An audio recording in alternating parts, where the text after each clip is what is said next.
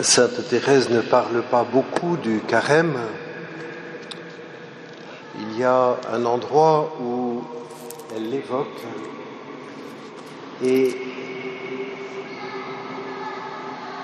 je résume. Elle parle du carême comme symbolique de cette terre d'exil et du temps pascal comme symbolique de la patrie du ciel vers laquelle nous marchons. Cet ensemble, terre d'exil et patrie du ciel, ou plutôt ce couple, terre d'exil, patrie du ciel, habite vraiment le cœur de Thérèse très tôt. Elle reçoit comme une grâce, pourrait-on dire, la nostalgie du ciel. Elle le désire, ce ciel, ce beau ciel. C'est ce qu'elle souhaite dans ses vœux, par exemple, de partager le beau ciel. Et autant Thérèse aime la vie et elle la trouve magnifique, cette vie, autant cette situation d'exil sur la terre lui pèse. Et je trouve intéressant d'éclairer la démarche du carême avec cet arrière-fond d'exil. Facilement, nous oublions le ciel. Facilement, nous perdons de vue le but vers lequel nous marchons.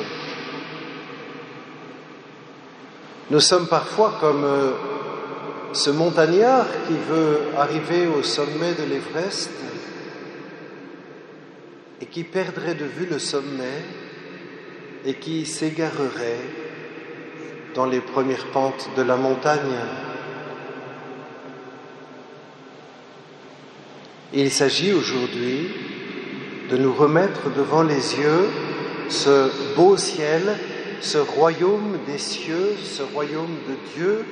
On trouve les deux expressions dans l'Évangile, que Jésus ne cesse d'annoncer et vers lequel nous nous dirigeons. Mais il nous faut mesurer que nous n'y sommes pas encore.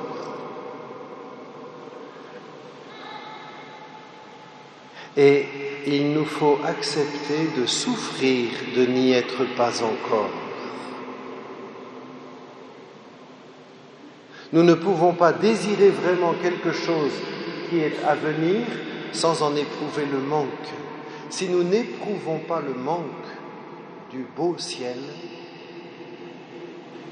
c'est que nous sommes en train de passer à côté de quelque chose. Et l'on pourrait dire que le temps du carême, il est là pour faire réapparaître dans nos vies ce manque. Nous ne sommes pas encore au bout du chemin. Bien sûr, le terme du chemin, ce royaume est tout entier présent en Jésus.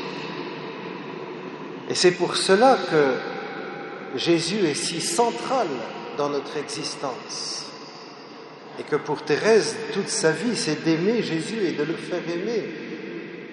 Et de contempler sa face souffrante, lui qui porte nos péchés.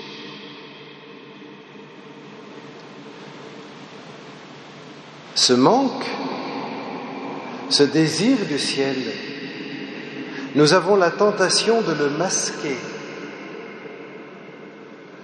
en cherchant des satisfactions à très court terme dans la nourriture, dans les loisirs, dans les jeux, dans je ne sais quoi encore. La pénitence du carême, c'est de décider de renoncer à ces satisfactions à court terme pour pouvoir laisser émerger en nous et apparaître le vrai désir qui nous habite, qui est le désir de voir Dieu, qui est le désir de la vie en plénitude, qui est le désir du ciel. Si la pénitence du carême n'a pas cela comme but, alors nous passons à côté de quelque chose. Il nous faut creuser ce désir. Ce que nous avons entendu dans le prophète Joël, où le Seigneur nous appelle à revenir à lui de tout notre cœur, c'est cela. Revenir à Dieu, désirer sa présence, désirer son royaume, désirer vivre cette plénitude de vie qui est en Dieu. En cherchant à revenir à Dieu, nous mesurons comment le péché fait son œuvre dans nos vies. Et il y a aussi dans ce carême à laisser apparaître notre péché. Laissez-vous réconcilier avec Dieu, nous dit l'apôtre. Laissez-vous réconcilier pour connaître dès cet exil la joie de vivre avec Dieu. Et notre péché, ça n'est pas ce qui nous gêne, nous. Notre péché, c'est ce qui gêne Dieu, si l'on me permet l'expression. Je veux dire que c'est la parole de Dieu qui peut nous révéler notre péché. Ce peut être aussi la parole de nos frères qui se fait médiatrice de la parole de Dieu. Mais notre seule subjectivité ne peut pas suffire à faire apparaître ce qu'est réellement le péché dans nos vies. Il nous faut demander la grâce à Dieu de nous montrer notre péché, de nous montrer ce qu'il veut réformer en nous, puisque Dieu veut que tous les hommes soient sauvés et parviennent à la connaissance de la vérité. Désirer le ciel, prendre conscience que nous n'y sommes pas encore, que nous ne sommes qu'en chemin et que nous ne sommes pas au terme du chemin, c'est cela qui doit nous inspirer sur les actes de pénitence, de renoncement qu'il nous faut poser dans ce carême. Qu'est-ce qui va nous aider le mieux à nous tourner davantage vers le Seigneur? Qu'est-ce qui va nous aider le mieux à trouver du temps pour méditer la parole de Dieu, méditer la Bible, les Écritures saintes, en prenant le temps de nous asseoir, d'ouvrir notre Bible? Quels sont les renoncements qui vont nous aider à être plus attentifs à notre prochain, à déployer davantage de charité dans nos familles, sur nos lieux de travail, là où nous vivons? Le but du carême, ça n'est pas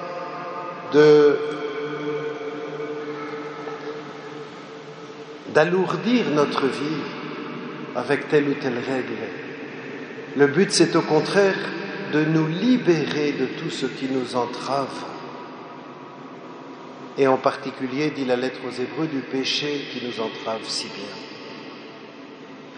Les trois dimensions qui nous sont suggérées dans l'Évangile, l'aumône, la prière et le jeûne, nous disent comment, par l'aumône, il s'agit de déployer notre charité envers le prochain. Comment, par la prière, il s'agit de déployer notre charité envers Dieu en prenant davantage le temps de l'écouter et de le laisser venir nous toucher intérieurement dans la prière. Et le jeûne nous dit à quoi nous devons renoncer pour laisser notre cœur être rempli de la grâce de Dieu. Entrons résolument, frères et sœurs, dans ce beau temps du carême. Ce n'est pas nous qui décidons d'entrer dans le carême. C'est Dieu qui nous y appelle par son Église.